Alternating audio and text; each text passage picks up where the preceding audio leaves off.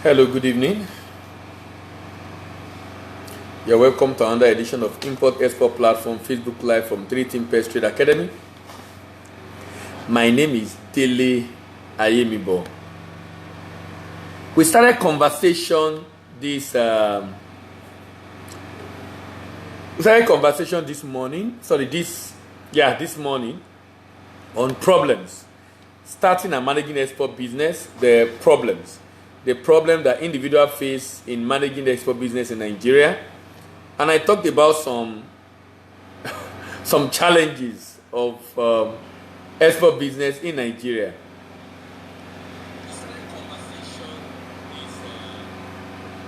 I want to be sure my voice is out because okay, very good. I realized that the number of the video we've recorded, sometimes we're not able to get the voice out to people, and for one reason or the other, it's like some people online, maybe they were not listening, they're also not able to complain to us that we're not hearing the voice. All right, so we'll continue from where we stopped in the morning. In the morning, we're talking about the problem, and I remember mentioning the EU ban on Nigerian products, the fact that beans is a major one on that list. And because beans contain diclovers, and the items that were banned actually include beans, sesame seed, melon seed, dried fish, meat, peanuts, chips, and palm oil. And this is a major setback for Nigerian businesses trying to export into UK and EU, because they realize that all these items is either they have aflatoxin or they have pesticide residue that makes it difficult for that violate the regulation of the export market, and therefore make it difficult for them to accept it in their market. Food can be categorized into highly perishable, mildly perishable, and non-perishable. When you are exporting goods that are non-perishable, you can or drinks or canned food, basically non-perishable item. The mildly perishable items are better off with refrigerated container, like frozen roots and tuber, vegetables and fruits, but not in the dry form. They are fresh. They are better off with refrigerated container. So yam, cocoyam, sweet potato, plantain chips and banana. Then highly perishable products are better with air shipment.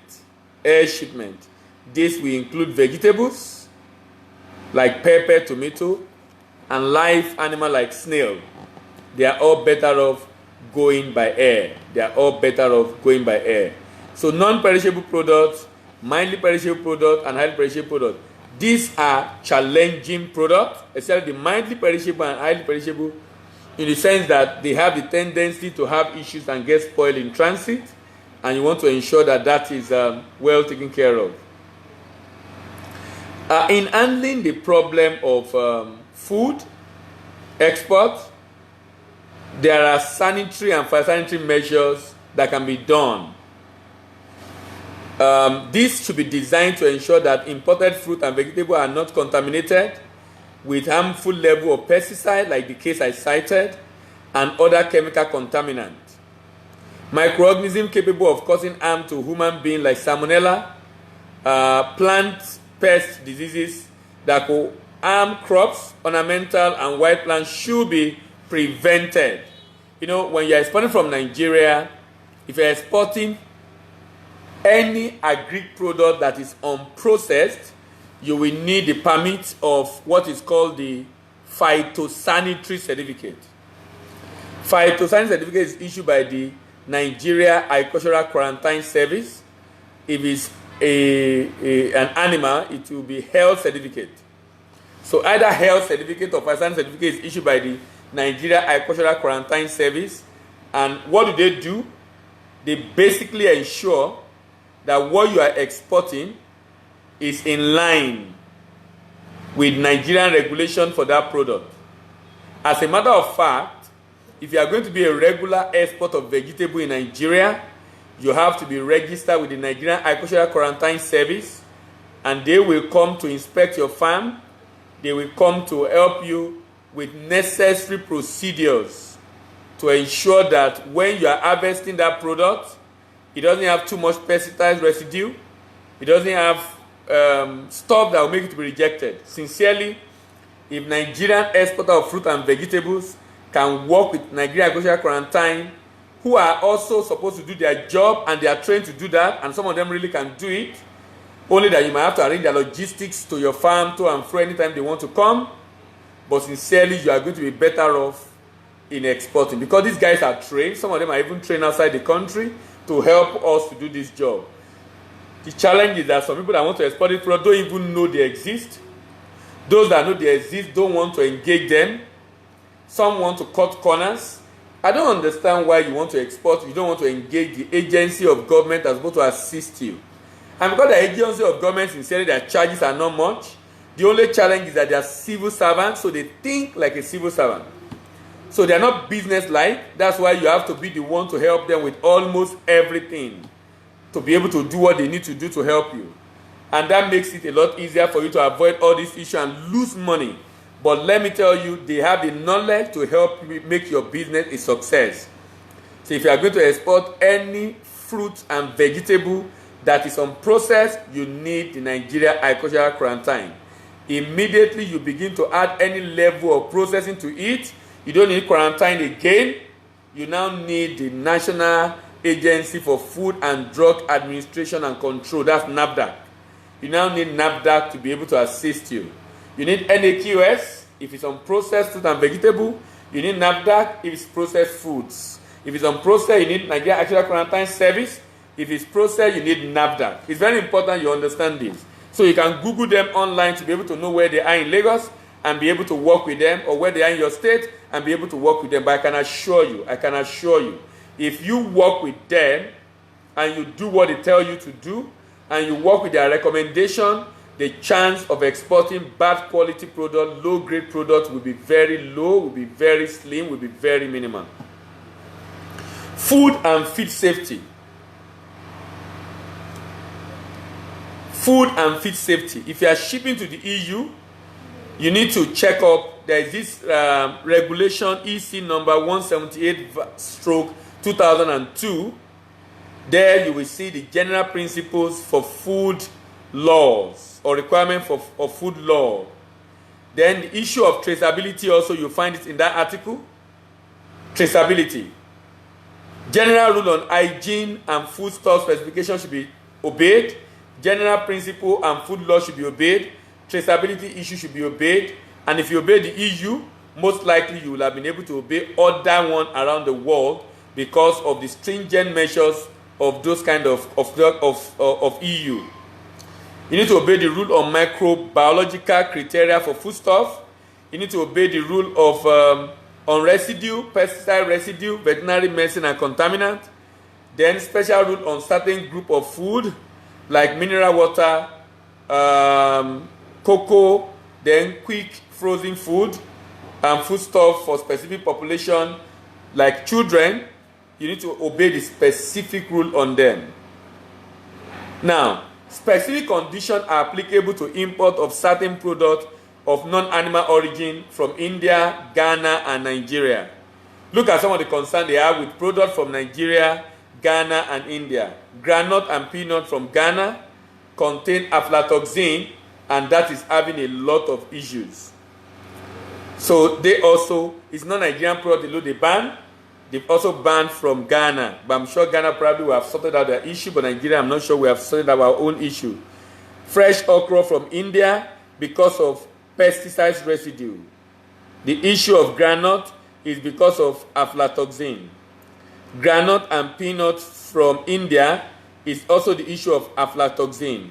Curry leaf from India is also the issue of pesticides residue.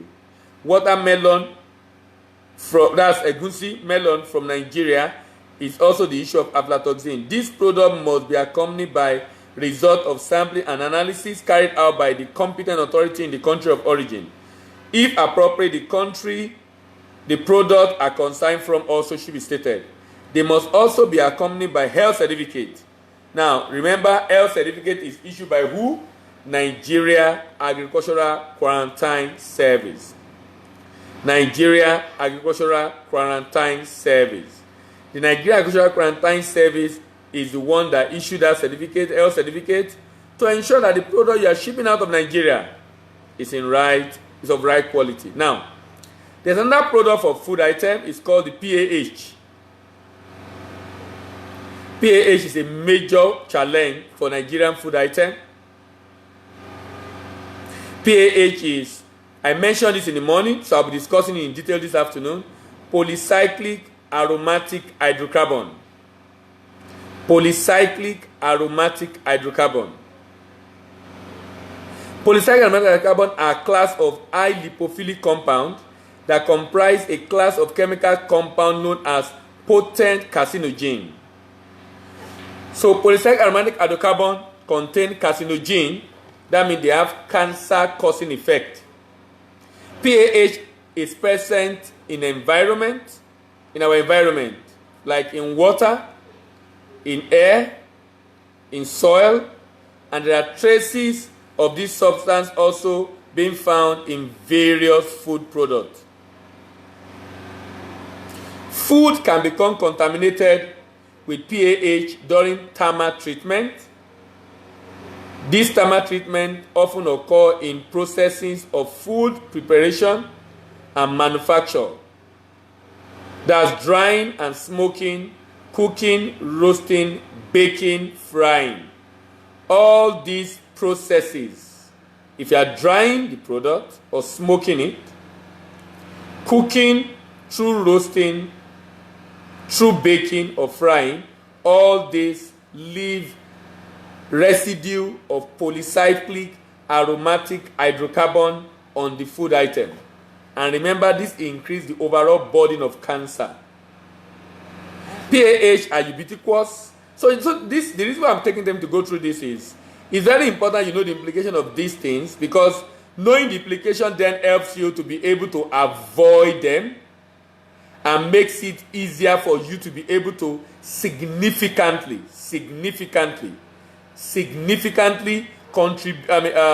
prevent your product from being rejected. PAH is said to be ubiquitous environmental pollutant and a result from incomplete combustion of organic matter during industrial processing in various human activities. PAH is ubiquitous pollutant in our environment and a result from incomplete combustion of organic matter. Organic matter, when heated, undergo combustion, but a number of them undergo incomplete combustion, and this incomplete combustion leave pollutants, PAH pollutants, on that particular organic matter. And you know what we eat as human beings are mainly organic matters. Our food are mainly organic matters. They originate from diverse sources, such as tobacco smoke. You know, some people smoke tobacco. That's why people that smoke tobacco run the risk of cancer of the lung, because they leave a lot of residue of polycyclic aromatic hydrocarbon in their lungs. They leave a lot of residue of polycyclic aromatic hydrocarbon in their lungs. I will take a long time discussing this issue extensively, maybe for another 2 or 3 sessions. For the whole of tomorrow, that's what we'll be talking about. And like I said, the reason is because if we know the implication of some of the activities we do on our food, maybe our food locally also will even be good enough. Because there are so many practices on food item in Nigeria that are very wrong, very bad, very dangerous, not good enough. But you know what? We are doing it anyway. And it seems as if nobody cares. It seems as if nobody cares. But you know what? We are killing ourselves little by little. That's why the life expectancy in Africa is very low. In Nigeria in particular, very low. and life expectancy in other countries is high. More than some countries are more than 70 years. Nigeria is less than 50 years. Why? Because of this issue. Because of this issue. You know, someone said, it's what you are eating you up. It's what you are eating you up. It's what you are eating you up. What are you eating? What do you consume with your mouth? And how safe is that which you are consuming? How conscious are you about what you consume? If you begin to explore, you begin to see how the West are very conscious of what they eat. Sometimes you might think their own is too much. But you know what? That is why they have a long life expectancy. You might think their own is too much, but that is why they have a high life expectancy.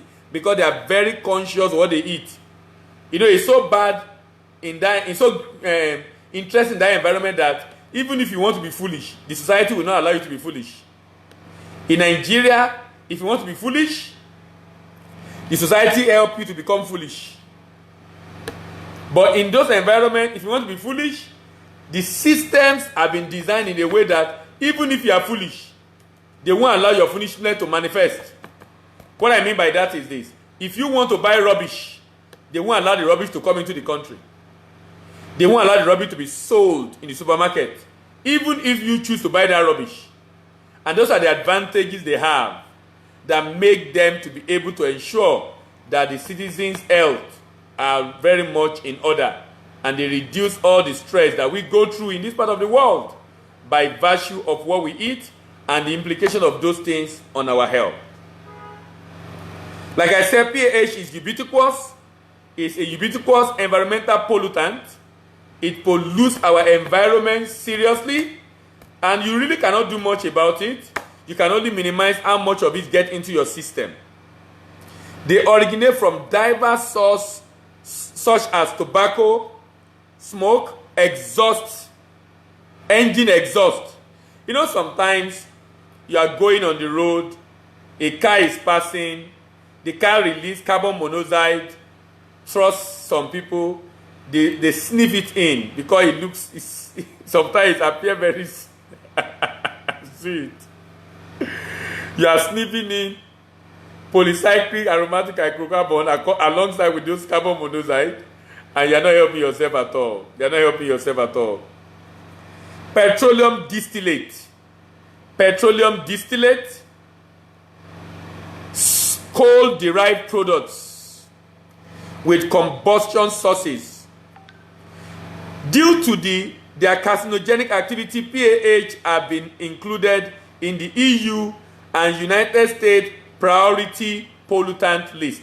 I'm not sure if Nigeria, Africa have included PAH among the priority pollutants. I am not sure if Nigeria and Africa have included PAH among the priority pollutants. But you know, as far as the West is concerned, they have included PAH to be on the list. Both EU and US have done this. The European Union and United States Environmental Protection Agency have included them. So the implication of that is, if you want to export food item to US, if you want to export food item to any of these destinations, be rest assured. Be rest assured. Be rest assured that your product, if it's not free from this pollutant, is going to be met with resistance from entering the market. Like I said, even if the people in that environment want to be foolish, the society has put in place system to eliminate foolishness among their people. The human exposure to PAH is in 3 ways. We are exposed to PAH through inhalation, like the smoke we talk about, dermal contact, and consumption in food. Consumption in food. Consumption in food. But you know what? Diet has been the major source of human exposure to PAH. Our diet as being the major source of human exposure to PAH, as it accounts for about 88 to 98% of such contamination. The contamination of PAH in human system is mainly from the food that we eat. The contamination of PAH in human system is mainly from the food that we eat. More than 88% of PAH within the system of any human being is as a result of what that human being is feeding upon. Is as a result of what that human being is feeding upon. The actual level of PAH in smoked food depends on several variables. Processing food at high temperature, like grilling, processing food at high temperature, like roasting, processing food at high temperature, like frying, processing food at high temperature, like smoking, are all major sources generating PAH. Processing food at high temperature, from grilling, using oven, to roasting, to frying, to smoking, all of them are major sources generating PAH. Like I said earlier, the actual level of PAH in smoked food depends on a number of variables. In the smoking process, including the type, a number of variables in the closing process, including the type of smoke generator. So what is you are using to generate the smoke contributes significantly to the level of PAH in such a food item. The composition of the smoke and the condition of processing affect the sensory quality of the food. It affects the shelf life of the food and the wholesomeness of the product. The potential health hazard associated with smoked food may be caused by carcinogenic component of wood smoke. Mainly PAH derivative of PAH such as nitro PAH, oxygenated PAH, and to a lesser extent heterocyclic amine. I'll go over that again. Potential health hazard associated with smoked food may be caused by carcinogenic component of wood smoke, and these are mainly derivative of PAH. Someone is saying, can this happen in Nigeria? Can this happen in system of Nigeria? Benga John, I don't understand your question. What are you trying to ask? That can this happen in Nigeria or in system of Nigeria? Can what happen? Can you be more specific, please? Can what happen in the system of Nigeria, so I can answer your question? Thank you very much. So, like I was saying earlier, the potential health hazard associated with smoked food can be caused by carcinogenic component of wood smoke. And these components include nitro PAH, oxygenated PAH, and different derivatives of PAH. Now, among PAH, the benzoaparin concentration has received particular due attention to its higher contribution to the overall burden of cancer in humans, being used as a marker for occurrence and effect of carcinogenic PAH in food. When they are testing food, they are looking for benzoaparin. Benzoaparin is a derivative of PAH. Benzoaparin is a derivative of PAH, and it's been implicated as contributing significantly to the overall burden of cancer in humans. What I will be doing tomorrow morning is to be talking about a study that was done in Nigeria on PAH using sawdust, firewood, charcoal, and oven dried. And I'll be telling you out of sawdust, when you use sawdust to smoke catfish, firewood to smoke catfish, charcoal to smoke catfish, and oven dry gas to smoke catfish, they have different effects on the level of PAH in that food. And I'll be extensively discussing that tomorrow. I'll be talking about the four of them, which one is good enough, which one is better. I already hinted us in the morning, but I'll be giving more detail in terms of data from the research that was conducted in Nigeria.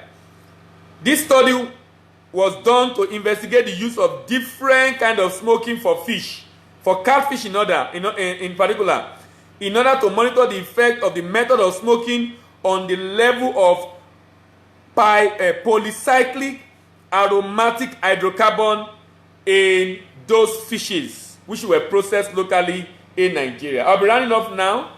Remember this import-export platform, Facebook Live from 3 Trade Academy. My name is Dele Ayemibo. This program comes up every day, 8 a.m. and 6 p.m. Tomorrow morning we'll be here again discussing starting and managing export business, and we've left market entry